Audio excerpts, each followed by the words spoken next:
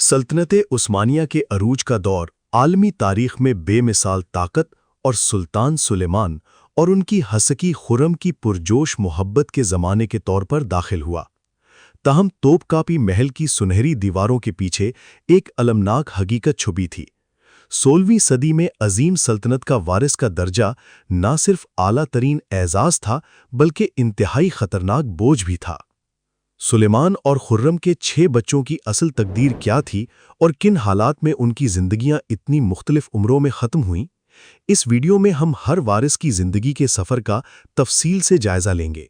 पुरजोश पहलोके महमद से लेकर कमज़ोर जहांगीर और हाकिम मिजाज मेहरमा तक, हम ना सिर्फ उनकी मौत की तिब्बी वजूहात का तज्ज़िया करेंगे बल्कि उनकी ज़ाती ड्रामों के तारीख़ी तनाजुर में भी झांकेंगे और उस्मानी ख़ानदान की तकदीर पर नज़र डालेंगे जिसने तारीख़ को हमेशा के लिए बदल दिया।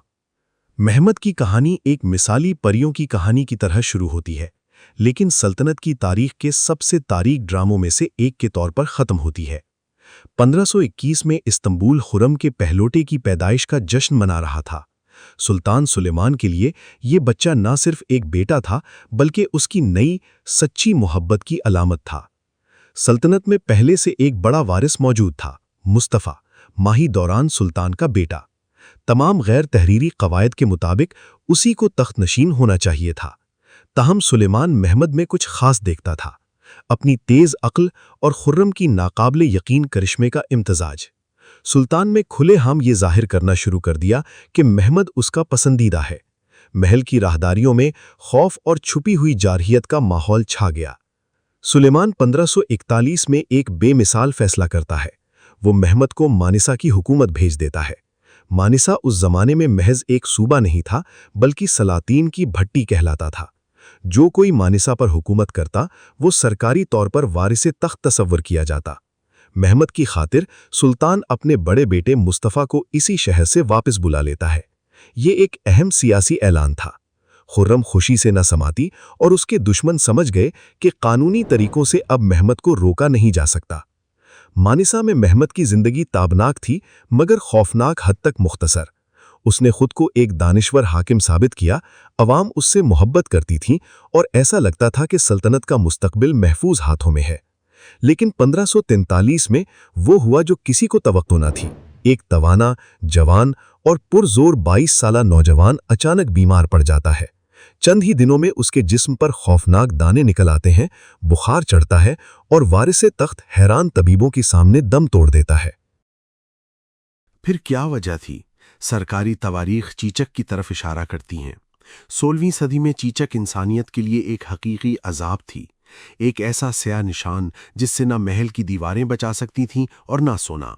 ये एक ऐसी बीमारी थी जो अपनी कुर्बानियों का इंतखाब नहीं करती थी, जिंदगी को जुआ बना देती थी।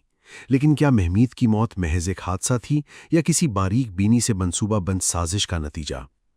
यहाँ हम इंतहाई खौफनाक दास्तानों की सरजमीन में कदम रखते हैं। एक रिवायत ये भी है कि शहजादे की मौत में माही दौरान सुल्तान का हाथ था।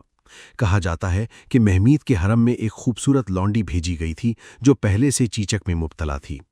मौर्रिखीन आज भी इस बात पर बहस करते हैं कि क्या ये हकीकत थी, लेकिन एक बात नाकाबिले तरदीद है, महमीद की मौत उन लोगों के लिए निहायत फ़ायदेमंद थी जो मुस्तफ़ा के हामी थे। क्या पूरी सल्तनत की तकदीर एक धोखेबाज शहजादे के हुजरे में आने से तय पा सकती थी? हम कभी यकीन से नहीं जान पाएंगे, लेकिन ये शबह हमेशा के लिए उस दौर की तारीख पर एक दाग बनकर रह गया। महमीद की याद में सुलेमान ने इस्तंबुल में शहजादा मस्जिद तामीर करने का हुक्म दिया जो टूटी हुई उम्मीदों और बाप के दुख की यादगार है। शहजादे की कब्र के ऊपर सुलेमान ने एक तख्त नस्ब करने का हुक्म दिया, अलामत के तौर पर कि महमीद हमेशा के लिए उनके लिए सच्चे बादशाह रहेंगे, चाहे वो किसी और ही दुनिया में क्यों ना हो। ये कॉम्प्लेक्स उस दौर के अजीम मेमार सिनान ने तामीर किया था। अगर खुर्रम के बेटे उसकी ताकत की जंग में उसकी तलवारें थे, तो उसकी इकलौती बेटी मेहरमा उसका सबसे नफीस और मौसर सफ़ीर था। उसके नाम का तर्जमा है सूरज और चांद, और ये महज एक खूबसूरत इस्तारा नहीं है। 1522 में पैदा होने वाली मेहरमा सुलेमान के लिए कायनात का मरकज़ बन गईं। اس دنیا میں جہاں عورتیں حرم کی بلند دیواروں کے پیچھے چھپا دی جاتی تھیں اور شاذ و نادر ہی ان کی آواز سنی جاتی تھی، مہراماں کو ریاستی رازوں تک رسائی، اپنی ذاتی مہر اور خود بادشاہ کو مشورہ دینے کا حق حاصل تھا۔ جبکہ اس کے بھائی تخت کی جنگ میں اپنی گردنیں داؤ پر لگا رہے تھے، وہ اپنی خود کی طاقت کی سلطنت بنا رہی تھیں۔ 17 سال کی عمر میں اس کی شادی رستم پاشا سے ہو گئی۔ یہ شادی اس دور کے دو طاقتور ترین ذہنوں کے درمیان ایک اسٹریٹجک اتحاد تھا۔ ایک نوجوان لڑکی کے لیے اپنے باپ سے محبت اور اپنی ماں کی وفاداری کے درمیان توازن برقرار رکھنا کتنا مشکل تھا۔ مہراماں نے یہ کام شاندار طریقے سے انجام دیا۔ وہ محض زندہ نہیں رہیں بلکہ پھلیں پھولیں۔ 1558 میں خرم کی موت کے بعد مہراماں کے کندھوں پر وہ ذمہ داری آ گئی جو سلطان کی کسی بیٹی نے پہلے کبھی نہیں اٹھائی تھی۔ اس نے حقیقتاً زندہ باپ کے زمانے میں اور بعد میں اپنے بھائی سلیم کے دور میں والدہ کا کردار ادا کیا۔ وہ بھاری رقم کی منتظمہ تھیں۔ انہوں نے ادرنا کاپی اور اسکودار میں 2 شاندار مسجدوں کی تعمیر کی مالی امانت کی۔ یقیناً اس کی زندگی ہر طرح سے پرسکون تھی؟ ہرگز نہیں۔ مہرماں نے دیکھا کہ کیسے ایک کے بعد ایک اس کے بھائی اس دنیا سے رخصت ہوتے گئے۔ اس نے اپنی ماں کے آنسو اور باپ کے غصے کو دیکھا۔ اسے ایک خوفناک انتخاب کرنا پڑا، بایزید کا ساتھ دیں یا سلیم کی طرف ہو جائے۔ یہ اندرونی کشمکش اس کا دل چیر رہی تھی۔ وہ مضبوط ستون تھی جس نے خاندان کو لامتناہی جھگڑوں کی بھنور میں گرنے سے بچائے رکھا۔ اس کی موت ایک پورے دور کا خاتمہ تھی۔ 1578 میں مہرماں 56 سال کی عمر میں انتقال کر گئے۔ اس زمانے کے لحاظ سے یہ بہت معزز عمر تھی، خاص طور پر اس زبردست ذہنی دباؤ کو دیکھتے ہوئے جس میں وہ کئی دہائیوں تک جیتی رہیں۔ اپنے بھائیوں کے برعکس اس کی موت پرسکون اور قدرتی تھی، لیکن مرنے کے بعد بھی اسے ایک ایسا اعزاز ملا جو اس کی انفرادیت کو نمایاں کرتا ہے۔ سلیمان اپنی بیٹی کو اتنا قدر کی نگاہ سے دیکھتا اور اس سے اتنی محبت کرتا تھا کہ وہ اس کی اولاد میں اکلوتی تھی جسے سلیمانیہ مسجد میں اس کے اپنے مقبرے میں دفن ہونے کا شرف حاصل ہوا۔ یہ آخری نشانی تھی کہ وہ سب سے زیادہ اس کے قریب تھی۔ اس نے اپنے تمام بھائیوں اور اپنی ماں کو بھی زیارت فانی کا وقت دے دیا اور سلطنت کے عروج اور تبدیلیوں کے آغاز کے درمیان ایک زندہ پل بن کر رہی۔ ایسے عظمت اور لمبی عمر کے پیش نظر ایسا لگتا ہے کہ خرم کی دیگر اولاد کی تقدیریں کم اہم معلوم ہونی چاہیے، لیکن تاریخ تضادات کو پسند کرتی ہے، اور اگر مہرماں کی زندگی سورج کی تیز چمک تھی تو سلیمان اور خرم کے اگلے بچے چھوٹے عبداللہ کی قسمت محض ایک لمحاتی سایہ تھی جو محل کے راہداریوں میں جھلک کر غائب ہو گیا۔ اکثر تاریخی ڈراموں یا ناولوں میں خرم اور سلیمان کے اس بچے کا ذکر کیوں نہیں ملتا؟ جواب سادہ اور ساتھ ہی خوفناک ہے۔ اس کی زندگی ایک اندھے کمرے میں جلنے والی ماچس کی چنگاری کی مانند تھی، روشن مگر انتہائی مختصر۔ عبداللہ تقریباً 1522 یا 1523 میں پیدا ہوا۔ اس وقت خرم سلطان کے دل میں اپنی جگہ پہلے ہی مضبوط کر چکی تھی اور اس کے لیے ہر بیٹے کی پیدائش ایک نئی غیر قابل عبور ذرا حاصل کرنے کے مترادف تھی۔ خرم کے لیے عبداللہ صرف ایک پیارا بچہ نہیں تھا بلکہ وہ تخت کے کھیل میں ایک اور داؤں تھا۔ لیکن عبداللہ کی قسمت بہت جلد ختم ہو گئی۔ 16ویں صدی میں حتیٰ کہ شاندار توپ کاپی محل کی دیواریں بھی ان پوشیدہ قاتلوں کے سامنے بے بس تھیں۔ محل ایک سنہری قفس تھا جہاں ہر کونے کے پیچھے گندے پانی یا کیڑے کے کاٹنے کی صورت میں موت چھپی ہو سکتی تھی۔ سلطان کے بچوں کے پاس سلطنت کے بہترین معالج ہوتے تھے، مگر ان کا علم جڑی بوٹیوں، دواؤں اور پچھنا لگانے تک محدود تھا۔ حقیقتاً بچے کی بقا بہت سے اتفاقی عوامل پر منحصر تھی۔ عبداللہ اس دنیا میں صرف 2 یا 3 سال ہی زندہ رہا۔ وہ ماں کی گود کی عمر سے بھی باہر نہیں نکل سکا تھا، نہ گھوڑے پر سوار ہو سکا تھا اور نہ ہی اپنا پہلا سنجاق حاصل کر پایا تھا۔ اس کی زندگی تقریباً 1524-1525 کے دوران ختم ہو گئی۔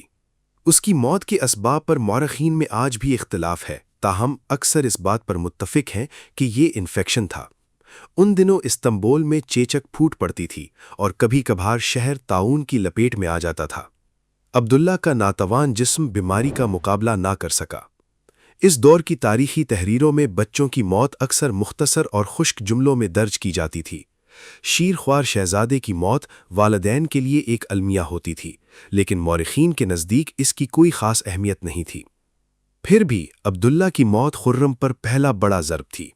اس فقدان نے خرم کو اپنے بچے ہوئے بیٹوں کی اور بھی زیادہ شدت سے حفاظت کرنے پر مجبور کر دیا۔ اسے سمجھ آ گیا کہ دشمن نہ صرف حرموں یا پاشاؤں میں ہو سکتے ہیں بلکہ اس ہوا میں بھی جو اس کے بچے سانس لیتے ہیں۔ اپنوں کی ہر قیمت پر حفاظت کرنے کی یہ خواہش ہی تھی جس نے بعد میں اس کی بعض اوقات ظالمانہ بقا کی حکمت عملی کو تشکیل دیا۔ عبداللہ کو یاوز سلیم کی مسجد میں دفن کیا گیا۔ اس کی قبر اس بات کی معمولی یاد دہانی ہے کہ اس دور میں زندگی کتنی نازک تھی۔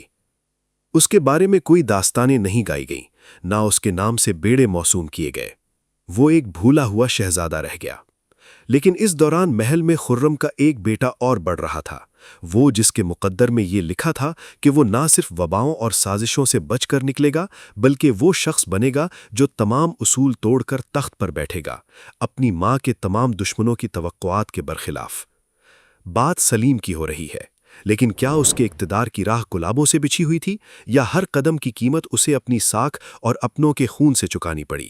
ذرا تصور کریں ایک مقابلہ جہاں شروعات میں کئی شاندار کھلاڑی ہوں اور ایک طرف ایک خاموش غیر نمایاں شریک جس پر کوئی ایک ٹوٹا ہوا اکچا بھی شرط نہ لگائے، لیکن ایک کھلاڑی بیماری سے گر جائے، دوسرا نااہل ہو جائے، تیسرا لڑائی میں پڑ کر باہر ہو جائے اور آخر میں وہی غیر نمایاں شریک مرکزی انعام لے جائے۔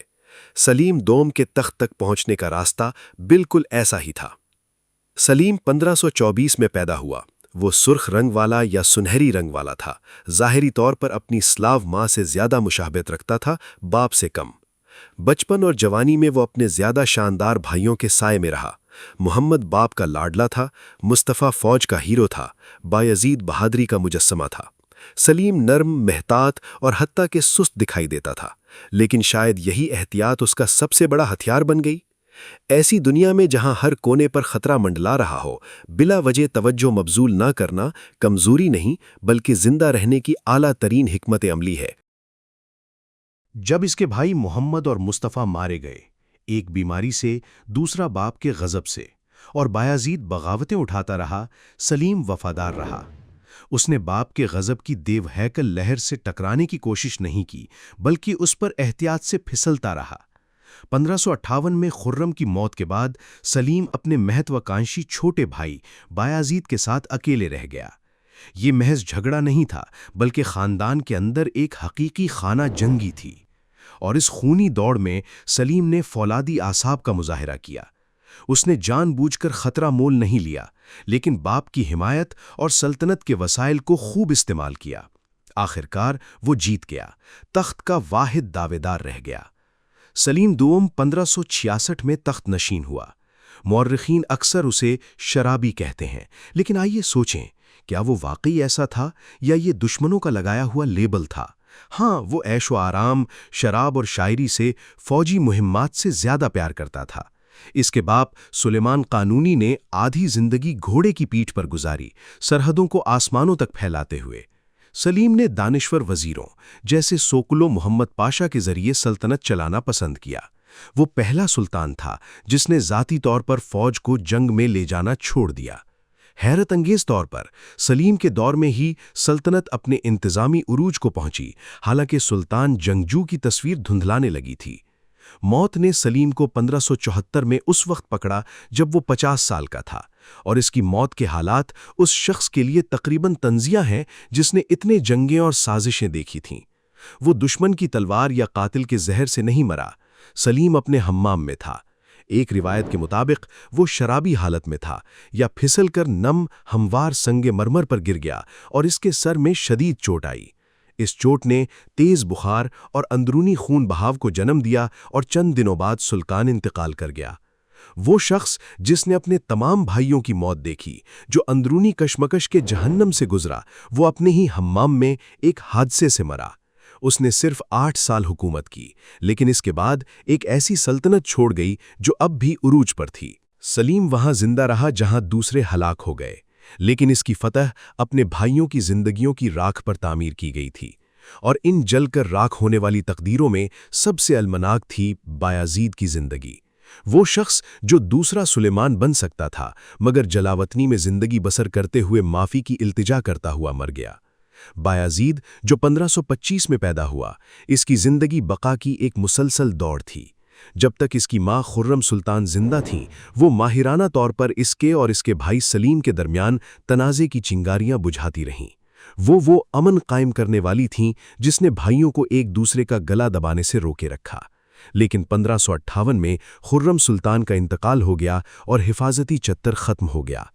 سلیم چالاکی اور سیاست دانی سے کام لیتا تھا، جبکہ بایازید کھلی طاقت سے۔ آپ کے خیال میں بڑھاپے کے بادشاہ کو زیادہ ڈراتا کون تھا؟ خاموش نوکر بیٹا یا سرگرم سپہ سالار بیٹا جس کے پیچھے فوج جانے کو تیار ہو؟ یقیناً دوسرا۔ 1559 میں تنازع کھلی جنگ کی شکل میں آ گیا۔ بایازید نے فوج جمع کی اور قونیا کے مقام پر سلیم سے جنگ کی۔ وہ ہار گیا، اور اسی وقت اس نے اپنی سب سے مہلک، سب سے خوفناک غلطی کی اور فارس سلطنت عثمانیہ کے کٹے دشمن شاہ طہماسپ کی طرف بھاگ گیا۔ سلیمان کے نزدیک یہ محض نافرمانی نہیں تھی، یہ غداری تھی۔ طویل اور ذلت آمیز مذاکرات شروع ہوئے۔ سلیمان نے بیٹے کی حوالگی کا مطالبہ کیا اور شاہ طہماسپ سودے بازی کرتا رہا، سونا اور زمینیں نچوڑنے کی کوشش میں۔ آخرکار بایازید کی قسمت بھاری رقم 4 لاکھ اشرفیوں کے بدلے بیچ دی گئی۔ 1561 میں قزوین میں بایازید کو عثمانی جلادوں کے حوالے کیا گیا۔ اس کی عمر 36 سال تھی۔ بایازید کے ہمراہ اس کے 4 بیٹے بھی قتل کیے گئے جو اس کے ساتھ جلاوطنی میں تھے، اور ایک بیٹا بورسا میں مارا گیا۔ بایازید کی موت نے خاندان کی ساکھ کو شدید دھچکا پہنچایا اور سلیمان کو ذاتی طور پر غمزدہ کیا، جس نے حکم دینے کے باوجود اپنے اشعار میں بیٹے کے لیے نوحہ کیا۔ لگتا تھا کہ اس خون ریز سزا کے بعد سلطنت کا دل سخت ہو جانا چاہیے تھا، لیکن خرم کے بچوں میں ایک شخص تھا جس نے جنگوں میں حصہ نہیں لیا، نہ فوجیں جمع کیں، نہ تخت کا دعویٰ کیا، لیکن اس کی موت سلیمان کے لیے انسانیت کا سب سے کڑوا سبق ثابت ہوئی۔ اگر بایازید کی کہانی شعلہ اور گرج ہے، تو خرم کے سب سے چھوٹے بیٹے جہانگیر کی زندگی ایک اداس اور خاموش دھن ہے۔ وہ 1531 میں پیدا ہوا، اور اپنی پہلی سانس ہی سے اس کی قسمت اپنے بھائیوں سے مختلف تھی۔ جہانگیر کو پیدائشی جسمانی عارضہ تھا، بڑھتا ہوا قوز۔ کسی اور کے لیے یہ بھاری آزمائش ہوتی، لیکن شہزادے کے لیے یہ حقیقی سزا ثابت ہوئی۔ سلطنت کے قوانین کے مطابق سلطان کا جسمانی طور پر مکمل ہونا ضروری تھا، اور کوئی بھی جسمانی خامی تخت کے راستے کو روک دیتی تھی۔ جہانگیر بچپن سے جانتا تھا وہ کبھی تاج نہیں پہنے گا، کبھی فوج کو جنگ میں رہنمائی نہیں کرے گا، اور کبھی اپنے بھائیوں کا حریف نہیں بنے گا۔ بظاہر ایسا لگتا تھا کہ اس سے اس کی زندگی زیادہ محفوظ ہو جائے گی۔ جسمانی صلاحیتوں سے محروم جہانگیر نے ذہنی تربیت پر توجہ مرکوز کی۔ وہ سلیمان کے بیٹوں میں سب سے زیادہ تعلیم یافتہ تھا۔ ظریف کے تخلف سے شاعری کرتا، خطاطی، فلسفہ اور غیر ملکی زبانیں سیکھتا۔ وہ خاندان کا دماغی مرکز تھا، وہ شخص جس کے ساتھ سلطان گھنٹوں ابدی مسائل پر گفتگو کر سکتا تھا۔ لیکن اس شاندار ذہانت کے پیچھے ایک مستقل جسمانی درد چھپا تھا، جسے معالج جڑی بوٹیوں سے کم کرنے کی کوشش کرتے تھے۔ جہانگیر نے ایک ایسے شخص میں سہارا پایا جو محل کی سازشوں کی منطق کے مطابق اس کا دشمن ہونا چاہیے تھا۔ اس نے پورے دل سے اپنے بڑے سوتیلے بھائی مصطفیٰ سے لگاؤ کر لیا۔ یہ ایک حیرت انگیز رشتہ تھا، چھوٹا نامکمل شہزادہ اور بڑا مثالی ولی عہد۔ جہانگیر مصطفیٰ میں انصاف اور شرافت کا آئیڈیل دیکھتا تھا۔ حلب کی فوجی مہم کے دوران سلطان سلیمان نے فوج کے سامنے ہی مصطفیٰ کو قتل کرنے کا حکم دیا، اور بعض روایات کے مطابق جہانگیر قریبی کیمپ میں موجود تھا۔ جہانگیر کی موت مصطفیٰ کے قتل کے چند ہفتوں بعد اسی 1553 میں ہوئی۔ اس کی عمر صرف 22 سال تھی۔ اس وقت کی سرکاری طب نے دستیں کھڑی کر دیں، لیکن عوامی یادداشت نے ایک روایت محفوظ کر لی۔ وہ دل کے ٹوٹ جانے اور ناقابل برداشت غم سے مرا۔ نفسیاتی جسمانی عارضہ یا شدید ڈپریشن کے باعث پرانی بیماریوں کا بگڑنا۔ جہانگیر نے کھانا پینا چھوڑ دیا تھا، اس کا کمزور جسم ہار گیا۔ اس کی وفات سلیمان کے لیے انتہائی دردناک سبق تھی۔ سلطان نے نہ صرف ایک بیٹا کھویا بلکہ اپنا پاکیزہ ضمیر کھو دیا۔ اس کی یاد میں بادشاہ نے معمار سنان کو حکم دیا کہ ایک بلند پہاڑی پر اس محلے میں مسجد تعمیر کرے جو آج بھی جہانگیر کہلاتا ہے۔ اس مسجد کی کھڑکیوں سے بوسفورس کا شاندار منظر دکھائی دیتا ہے، جو اس شہزادے کی محرومیوں کی علامت ہے جس سے وہ اپنی مختصر زندگی محروم رہا۔ جہانگیر سلیمان اور خرم کے خاندان میں عظیم تقسیم کی آخری قربانی بنا، لیکن دنیا کی عظیم ترین سلطنت اپنے بچوں کے ساتھ اتنی بے رحم کیوں تھی؟ کیا یہ صرف سلطان کی سفاکی تھی یا اس کے پیچھے کوئی معروضی وجوہات تھیں جن سے لامحدود طاقت بھی نمٹ نہیں سکتی تھی؟ سلطان کے دور میں طب، ابن سینا کے گہرے فلسفیانہ مقالات، لوک علاج اور علم نجوم کا مرکب تھی۔ تصور کریں کہ آپ کا طبیب دوائی تجویز کرنے سے پہلے آسمان پر ستاروں کی صورتحال دیکھے۔ اس زمانے کے لوگوں کے لیے یہ وہ منطق تھی جو بیماریوں کی افراتفری کی وضاحت کرتی تھی۔ سلطان کے حجروں میں سب سے بڑے قاتل انفیکشن تھے۔ چیچک، طاعون، ٹائفس اور عام پیچش سب سے مہلک چیلنجز تھے۔ محل کی اس بھیڑ بھاڑ میں جہاں سینکڑوں لونڈیاں، خادم اور خواجہ سرا قریبی رابطے میں رہتے تھے، کوئی بھی جراثیم آگ کی طرح پھیلتا تھا۔ ہم جانتے ہیں کہ عبداللہ اور محمد انفیکشن کا شکار ہوئے، لیکن انہیں بچایا کیوں نہیں گیا؟ جواب سادہ ہے، لوگوں کو جراثیم کے وجود کا ذرا بھی علم نہیں تھا۔ وہ خراب ہوا پر یقین کرتے تھے جو بیماری لاتی ہے۔ سلطنت کا سب سے بڑا حکیم جو بہترین علاج پیش کر سکتا تھا وہ تھا فسد کھولنا، داغنا یا جڑی بوٹیوں کے اوشد۔ 16ویں صدی میں بچوں کی اموات واقعی خوفناک تھیں۔ اعداد و شمار کے مطابق تقریباً آدھے بچے 10 سال کی عمر تک نہیں پہنچ پاتے تھے۔ سلطان کا خاندان بھی اس سے مستثنی نہیں تھا۔ آج جہاں ہم بچے کی پیدائش کو لمبی زندگی کا آغاز سمجھتے ہیں، وہیں خرم اور سلیمان کے لیے ہر نیا بچہ بہت محتاط خوشی کا سبب ہوتا تھا۔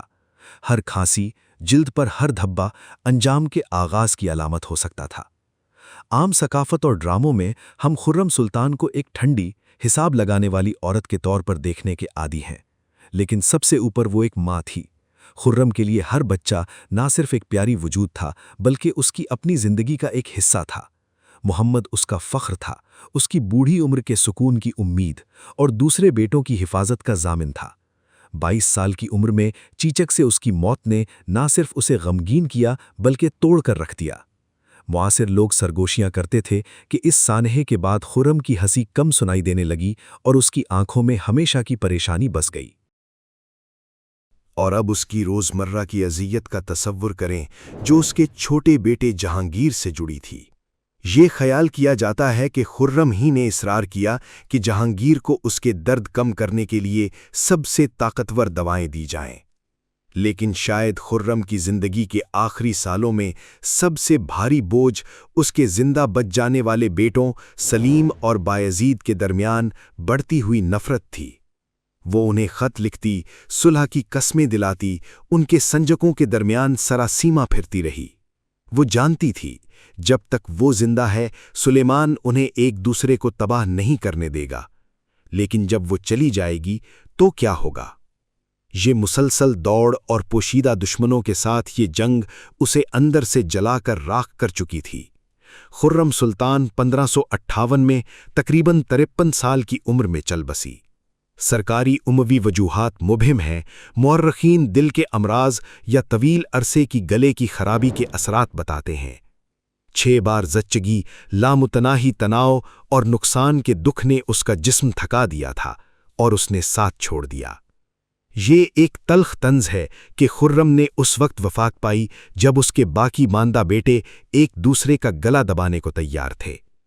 اس نے نہ دیکھا کہ بایزید بغاوت اٹھائے گا اور نہ ہی دیکھا کہ سلیمان اسے قتل کرنے کا حکم دے گا۔ سلطنت عثمانیہ میں تدفین کی جگہیں صرف قبرستان نہیں تھیں بلکہ ایک سیاسی اعلان تھیں۔ سب سے معزز جگہ باپ کے پہلو میں، اور یہاں ہمیں پہلا حیران کن حقیقت ملتی ہے۔ سلیمان القانونی کے ساتھ ایک ہی مقبرے میں دفن ہونے کا اعزاز صرف اس کی بیٹی مہرماہ سلطان کو حاصل ہوا۔